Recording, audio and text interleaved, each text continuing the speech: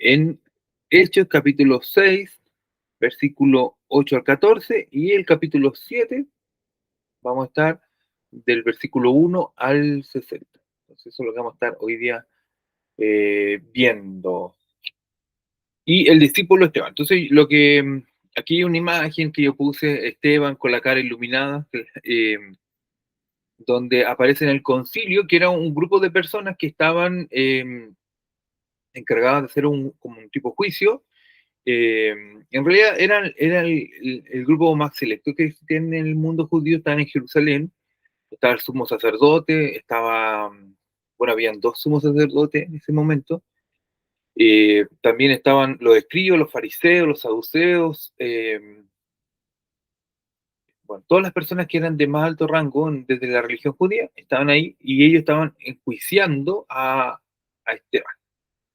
Y Esteban era un discípulo de Jesús, ¿cierto? Eso es lo que vimos. Era griego, de origen griego. Entonces también lo vamos a ver ahora. Que Esteban era de origen griego, pero ¿por qué? Porque la semana pasada estuvimos viendo en la parte de Hechos del capítulo 6, donde narra la decisión de los apóstoles de apartar y consagrar a 7 discípulos como diáconos, ¿cierto? Son todos discípulos, pero a estos los llama diáconos. Y la palabra diácono significa, en la palabra griega, que es diaconía, que significa servir. Bueno, estos diáconos que sirven tienen una acción de servicio y misericordia. Entonces, las mujeres viudas hebreas eh, estaban bien atendidas y las griegas fueron de los apóstoles y le dijeron, ¿sabes qué? Nosotros no nos atienden tan bien como las hebreas. Entonces los apóstoles dijeron, vamos a llamar a 7 hombres eh, que tengan buen testimonio y llenen el Espíritu Santo para que sean diáconos, que trabajen en el servicio y la misericordia, y del servicio y la misericordia ellos desarrollaban su ministerio en la iglesia. ¿Para qué? Para que los apóstoles se dedicaran a la predicación y a la enseñanza y a la oración. Entonces, ese es el contexto más o menos de lo que vimos, y ahí está Esteban, dentro de estos 7. Entonces, es de origen griego. Esteban es un discípulo de Jesús, está con los apóstoles y trabaja como diácono, sirviendo a las viudas griegas o helenistas, de origen helenista, que quiere decir todo el mundo griego, porque antes del Imperio Romano estuvo el Imperio Griego, estuvo Alejandro Magno, y ellos conquistaron gran parte de Asia. Entonces, había harta gente que hablaba griego. Es como si Estados Unidos nos conquistara todo y tuviéramos que hablar en inglés, o lo que nos pasó con los españoles, que todos conquistaron acá y hablamos español. En ese contexto, cuando los griegos dominaron, uno de los lenguajes que mantenían era el griego, o helenista, y la cultura helenista. Por lo tanto, por eso tenemos esta diferencia entre judío y griego. O sea, estaban los judíos y después todo lo que venía de ascendencia griega. Bueno, ellos lo que estaban haciendo era aportar a la iglesia, porque en el capítulo 5 y en el capítulo 3 vemos dos predicaciones del apóstol Pablo donde se convirtieron 8.000 personas. Bueno, de las 8.000 personas, no todos eran judíos, no todos hablaban hebreo o arameo, porque en el tiempo que Jesús hablaba arameo, pero también hebreo. Eh, entonces habían unos que hablaban en griego. Entonces, las que hablaban en griego, esta gran cantidad de personas tuvieron que ser servidas por discípulos de Jesús, pero que eran diáconos, que quiere decir esto, apóstoles que servían. Pero había una característica que tenían estos diáconos, que nos va a mostrar en el capítulo 5, que estos diáconos hacían muchos milagros también. Eran muy usados por el Señor y hacían muchos milagros. Dice la Biblia que Esteban estaba lleno de fe y poder, y hacía grandes prodigios y señales entre el pueblo. Sin embargo, un grupo de la comunidad de habla griega se levantó en oposición a sus enseñanzas. Y aquí empezamos. Y es tomado por el concilio, que el concilio es un grupo de personas de contexto judío que tienen el poder para tomar decisiones dentro del pueblo, decisiones de tipo religiosas, y ahí podían incluso hasta matar a la gente, la lapidación. La pena de muerte de los judíos era la lapidación. La pena de muerte de los romanos, había varias maneras, pero una de ellas era la crucifixión, pero también estaba los decapitaban, no sé cómo es ahí la conjugación, pero porque uno lo ve en la Biblia por Pablo, que a Pablo le cortaban la cabeza. Por eso a Jesús lo mataron extranjeros, eso es de la Biblia. Lo tomaron personas que no eran judías y lo mataron. Eh, entonces toman a Esteban, porque Esteban estaba haciendo grandes prodigios, milagros dentro de la comunidad, pero también Esteban era un gran predicador. No solamente servía a las mesas como diácono, sino que la Biblia dice que era lleno del Espíritu Santo y era un gran predicador. ¿Cómo sé que era un gran predicador? Porque lo vamos a ver ahora en la exhortación que usa en el capítulo 7 completo. Después ustedes, si quieren, pueden leerlo el capítulo 6 y 7. No lo voy a leer completo porque si no vamos a estar un buen rato leyendo esos dos capítulos, pero yo quiero contarles más o menos de qué se trata. Entonces lo que vemos acá es que surge primero una oposición a Esteban, que era un discípulo de Jesús, un diácono. Surge esta oposición ante el obrar milagroso y sabio de Esteban. La comunidad de habla griega levanta disputas en su contra. Eh, Levantan acusaciones, algunas falsas. ¿Por qué? Porque no va a decir que hay testigos sobornados. Al no poder detener sus argumentos teológicos legítimos, como predicaba Esteban, van a recurrir al perjurio y la conspiración. O sea, van a recurrir a la mentira, a los falsos testimonios y a la conspiración política para que sea juzgado. Porque va a hablar Esteban del Salvador, de un redentor, un Mesías. Bueno, el Mesías es una palabra que hace referencia al ungido. Y el ungido es una referencia también, la palabra Mesías significa ungido. La palabra Cristo significa ungido. En griego, la palabra Cristo es ungido. En hebreo, la palabra Mesías o Mesías es ungido. ¿Qué quiere decir esas dos palabras? En el fondo es la misma palabra. La palabra ungido en griego es Cristo y la palabra ungido en hebreo es Mesías. ¿Qué quiere decir esa palabra? Rey. Porque los que se ungían eran los reyes. A ellos se les imponían las manos. Por ejemplo, Saúl, cuando fue ungido por Samuel, en 1 Samuel capítulo 6, versículo 10, va a decir, el Espíritu de Dios está sobre ti cuando lo unja y serás mudado a un nuevo hombre. ¿Cuál es la idea de ese pasaje? Es que el ungimiento le da el poder para ser rey. Entonces, cuando Esteban hablaba del Cristo en griego o el Mesías en hebreo, que es el mismo, estaba hablando de un rey. Por eso cuando Jesús viene a la tierra, dice, o lo anuncia Juan el Bautista, dice, arrepentido porque el reino de los cielos se acerca. Y Jesús habla, mi reino no es de este mundo, dice Jesús. Porque Jesús viene a instaurar un nuevo modelo, un nuevo reinado. Entonces, para ellos, era un tema político también lo que venía a hablar. Recordemos que a Jesús lo matan también políticamente porque los judíos decían, no tenemos otro rey que César. Porque cuando iban a matar a Jesús, le pusieron el rey de los judíos. Entonces ellos decían, no tenemos otro rey que César, o sea, el rey de Roma. Bueno, entonces lo que hacen con el tema es similar, es similar. También le buscan un tema político, le buscan falsos testigos, y cuando uno hace el paralelo la vida de Esteban, lo que está pasando con Esteban es similar a lo que le pasó a Jesús. A Jesús también buscaron falsos testigos que se contradecían. Dice la Biblia ahí que Jesús tuvo un injusto juicio porque fue juzgado de madrugada, en la noche en realidad, eh, y lo crucificaron a las 9 de la mañana, pero estuvo en juicio toda la noche, lo que era súper ilegal, porque tenía que declararse un juicio donde hubieran testigos, y los testigos no fueron, eh, cuando crucificaron a Jesús, los testigos no daban buen testimonio, no habían ni tres. Entonces, cuando vemos a Esteban, también es como se llama una cristofanía, una cristoforma también de Jesús. ¿Qué representar? La verdad de un discípulo. Un discípulo es un alumno. Eso quiere decir. Por eso, todos en la iglesia somos discípulos de Jesús. Y tenemos que llevar nuestra vida de acuerdo a las enseñanzas de Jesús. Jesús dice que todo el que escucha la palabra y la oye es como un hombre prudente que construyó una casa sobre la roca.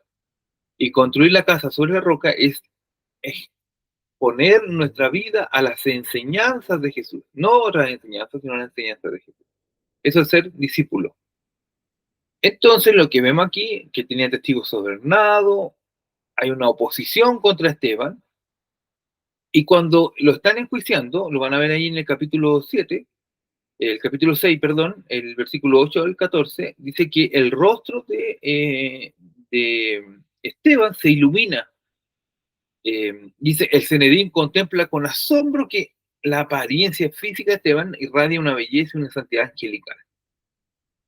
¿Qué es lo que nos está mostrando el texto ahí? Hay una manera, una forma para mostrarnos a Dios. ¿Dónde? A través de Moisés. ¿Por qué? Para los judíos, que se le haya iluminado el rostro era una forma de Moisés. ¿Por qué? Porque dice la Biblia que en Éxodo 34, 28 al 31, en Éxodo 34, 29 al 35, dice la Biblia que cuando Moisés bajó del Sinaí, del monte Sinaí, cuando trajo las tablas de la ley, su rostro se iluminó, incluso no lo podían ver y se tuvo que tapar. Dice que la luz divina era tan intensa para los israelitas que tuvieron que taparlo con un velo a, a Moisés. Entonces, cuando ellos están enjuiciando por hablar de Cristo a Esteban y ven el rostro iluminado, lo que están viendo es a Moisés. Es una gloria reflejada, igual que, por eso ahí yo puse el punto 4, la gloria reflejada, al igual que Moisés al bajar del monte Sinaí, ¿cierto? El rostro de Esteban proyecta la luz soberana de haber estado en comunión con Dios. Por eso, vemos el resplandor del concilio, los primeros versículos. Esteban, un hombre lleno de Dios, lleno del Espíritu Santo, y para recordarle a ustedes también que ser lleno del Espíritu Santo no es que uno tenga sea una botella que se va llenando, sino que es ser guiado por el Espíritu Santo. Ser lleno es ser guiado por el Espíritu Santo. No es que uno va al culto y lo llenan, sino es que uno, con el aprender de Dios, uno va siendo guiado a través del modelo de Jesús. Por ejemplo, Jesús dice que hay que poner la otra mejilla, entonces uno va siendo guiado cómo actuar de la manera de Dios. La Biblia va a decir en Efesios capítulo 4 que nosotros tenemos que ser llenos del Espíritu Santo. Y dice, parte del texto diciendo, no se embriaguen con vino, porque en el vino hay disolución. ¿Qué quiere decir esto? Que las personas que se han embriagado ya no se pueden gobernar a sí mismas, sino que el vino los gobierna en el fondo y no hacen cosas de manera cuerda. Asimismo, nosotros como cristianos debemos ser guiados por el Espíritu Santo para que Dios nos guíe en las acciones que nosotros hagamos. Eso quiere decir ser lleno del Espíritu Santo. Entonces, cuando vemos a Esteban lleno del Espíritu Santo, es que todo lo que está diciendo es algo divino, algo de Dios, obrando para el bien. Por eso es tan lindo este texto y que resplandezca Esteban.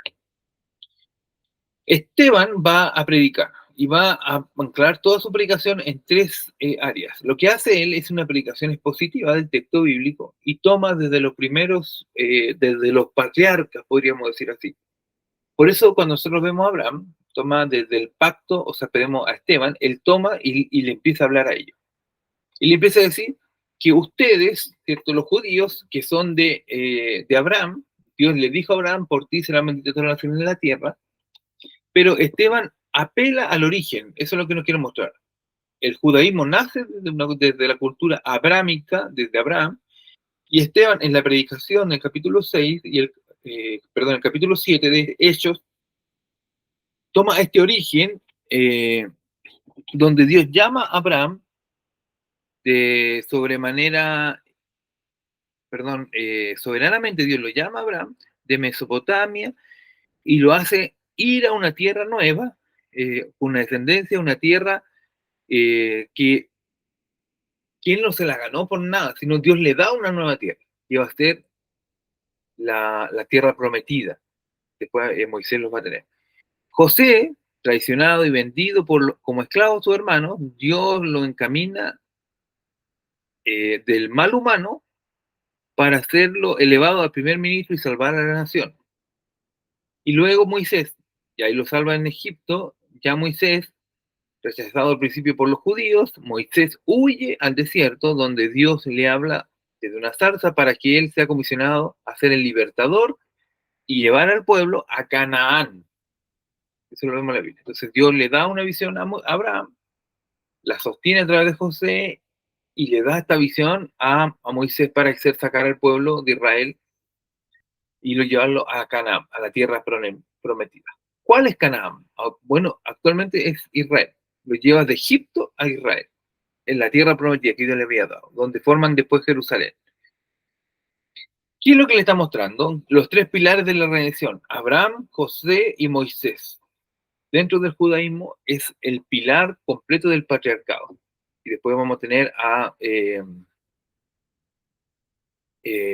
bueno, aquí faltó eh, Israel, que también hijo y nieto de Abraham. Pero esta secuencia nos muestra completa en el capítulo 7, los primeros 50 versículos nos va a hablar todo el plan de redención desde el Antiguo Testamento hasta la venida de Jesús. ¿Qué nos está diciendo? Todo lo que Dios preparó con Abraham, José, Moisés, con los patriarcas, fue el cumplimiento para que Dios mandara a Jesucristo. Le está diciendo, ¿ustedes se dan cuenta que tienen la Biblia? Dice los judíos. Sí. Todo lo que dice ahí, y él lo nombra, lo cita desde el versículo 1 al 50, todo lo que está ahí está hablando de Jesús. Todo lo que hablaron los profetas, todo lo que hablaron los patriarcas, todo lo que hablaron los jueces, todo lo que hablaron los salmos, todo lo que habló los profetas mayores, los profetas menores, hablan de Jesús, el Cristo. Y eso es lo que lo enardece a ellos, porque lo que va a llevar, lo que aquí yo puse, el clima de la predicación de Esteban, los va a llevar a enfrentarlos.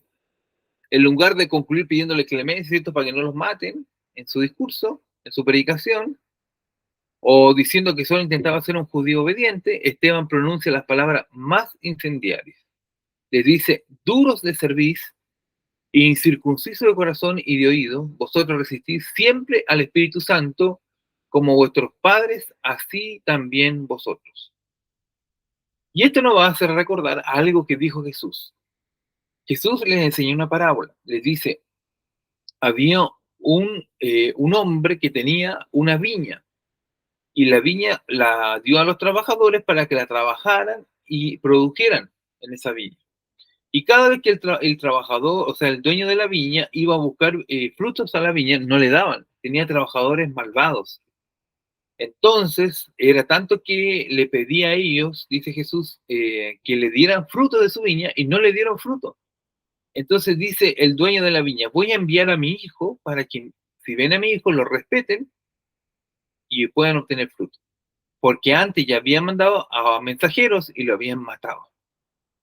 Lo habían apedreado, golpeado. Entonces manda a su hijo. ¿Qué hicieron a su hijo? Lo mataron. Y Jesús dice ahí: ¿qué debe hacer el dueño de la viña si matan a su hijo? La respuesta común era ir y matar a todos los que estaban usando su viña de manera mala. Y Jesús les dice a los fariseos, a los escribas, a los saduceos: ustedes son esos labradores malvados. Dios les dio una viña, ¿cierto?, el pueblo de Dios, a los israelitas, y ellos no la produjeron.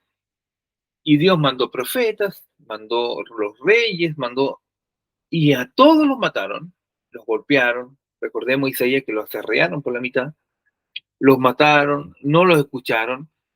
Y esto es lo que está diciendo también Esteban. Esteban está diciendo: ustedes son duros de servicio, incircuncisos de corazón y oído, vosotros resistís siempre al Espíritu Santo, como vuestros padres también lo hicieron. Está diciendo: todo lo que pasó desde Abraham hasta Jesús es consecuencia de que ustedes fueron desobedientes, malos, contumaces. O sea, en vez de Esteban ir calmado, se fue de frente contra ellos. Duros de servir es una referencia dura para ellos, porque habla en Éxodo 33, cuando Dios dice: pero yo no subiré en medio de ti, porque eres pueblo de dura servicio. ¿Qué quiere decir? Tercos, rebeldes. Entonces Dios ya tenía esta visión de ellos como un pueblo rebelde, terco, consumado, ¿cierto? Éxodo 34:9 dice: y dijo: si ahora, Señor, he hallado gracia ante tus ojos, vaya ahora el Señor en medio de nosotros, porque es un pueblo de duro servicio, y perdona nuestra iniquidad y nuestro pecado, y tómanos por tu heredad. Ahí está Moisés orando al Señor. El Deuteronomio 9:13 dice, y habló Jehová diciendo, he observado este pueblo, hablando del pueblo de Israel, y dice, he aquí que es pueblo duro de servicio, o sea, rebelde. Duro de servicio quiere decir cuando los bueyes le ponían el yugo y no se dejaban dominar, no se dejaban gobernar. Pero también les dice Esteban, son incircuncisos de corazón. ¿Qué quiere decir eso? Son de corazón cerrado o rebeldes a Dios. Levítico 26:41 dice, yo también habré andado en contra de ellos y los habré hecho entrar en la tierra de sus enemigos. Entonces se humillará su corazón incircunciso y reconocerán su pecado. ¿Aquí qué está hablando? Está hablando Dios del pueblo de Israel. Jeremías 9:26 dice, porque todas las naciones son incircuncisas y toda la casa de Israel es incircuncisa de corazón. ¿Qué quiere decir eso? Corazón cerrado y rebelde. Dice, todos son incircuncisos y la casa de Israel, que es el pueblo escogido de Dios, también es incircunciso. Pero Isaías 63:10 va a decir, mas ellos fueron rebeldes, hicieron enojar a su Santo Espíritu, por lo cual se les volvió enemigo y él mismo peleó contra ellos. ¿Qué está hablando? Israel, ¿cierto? Que se fue en contra de Dios. Por eso, Dios manda a Jesús, porque los israelitas ya estaban duros y rebeldes. ¿Qué hicieron con Jesús? Lo mataron. Y Esteban hace esta pregunta en el versículo 52, capítulo 7, versículo 52. ¿A cuál de los profetas no persiguieron vuestros padres y mataron a los que anunciaron de antemano la venida del justo? ¿De quien vosotros ahora habéis sido entregadores y matadores? Vosotros que recibiste la ley por disposición de ángeles y no la guardaste. Lo que le está diciendo es que ustedes mataron a todos los profetas del Antiguo Testamento, ustedes se fueron en contra de Dios, y lo que dice el versículo anterior, ¿cierto? Duros de servicio, incircunciso de corazón, o sea, son tercos, rebeldes contra Dios, y son rebeldes contra el Espíritu Santo, y aún así, más aún, ¿cierto? Mataron al justo. Son entregadores y matadores, porque lo entregaron a los romanos. Habiendo recibido la ley desde los de ángeles, ¿cierto? Eso es lo que nos muestra el texto. Entonces, cuando uno ve esto, la reacción del concilio, el versículo 53 en adelante, dice, al oír esto se sintieron cortados al corazón, se sintieron con la palabra que los golpeó porque los enfrentó. Cuando Jesús dice eso en el capítulo 11 de Marcos, que ellos son esos que mataron al Hijo, ellos se enojaron y en vez de arrepentirse, quisieron matar a Jesús inmediatamente. Ahora, ¿qué pasó con ellos? Ellos, al escuchar estas palabras, las palabras de Esteban, y les dice, ¿cierto?, que ustedes son tercos, desobedientes, son malos, ellos en vez de arrepentirse, se enojaron. Reaccionaron crujiendo los dientes de rabia contra él como perros furiosos. O sea, el crujir de dientes es una rabia profunda que les da. Uno, imagínense la idea de crujir dientes de rabia contra Esteban, porque lo está tratando de asesinos, rebeldes, contumaces, que han estado siempre contra Dios. Cuando ellos se consideraban las personas que estaban más cerca de Dios, era todo lo contrario a lo que ellos pensaban ser. O sea, eran personas alejadas de Dios. ¿Qué nos muestra el texto bíblico? Que Esteban, lleno del Espíritu Santo, fijó el ojo al cielo y vio la gloria de Dios, y a Jesús de pie a la derecha de Dios. Versículo 55 del capítulo 7. Esteban estaba lleno del Espíritu Santo, estaba siendo enjuiciado, lo iban a matar, en el fondo, cuando empezaron a crujir los dientes, querían matarlo, eso es lo que quieren mostrar. Lo que Esteban ve es al gran abogado defensor. Esteban expuso la palabra completamente en 55 versículos, que nosotros lo vemos, pero ustedes se dan cuenta que cuando está escrito no está todo lo que dijo, sino una parte. Entonces, lo que ve es ya su muerte en el fondo. Él ve un resplandor en el cielo, ¿cierto? Él ya es un resplandor, ve un resplandor en el cielo y ve esta turba enfurecida que quiere matarlo, que ruge y cruje sus dientes como fiera. Esteban mira al cielo, ve el cielo abierto y ve la gloria de Dios de forma directa.